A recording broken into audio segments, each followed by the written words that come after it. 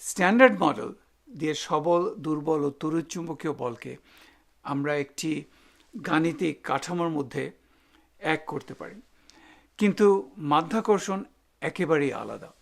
বা সাধারণ আপেক্ষিকতা বলছে মাধ্যাকর্ষণ একটা জ্যামিতিক ব্যাপার, যেখানে বল বলতে বোঝানো হয় স্থানকাল বা দেশকালের বক্রতা।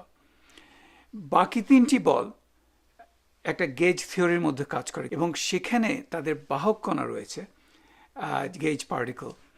সেই বাহক কণাগুলো কি? ইলেকট্রোম্যাগনেটিজমের জন্য ফোটন, স্ট্রং ফোর্সের জন্য গ্লুয়ন, আর উইক ফোর্সের জন্য WN/Z বোজন।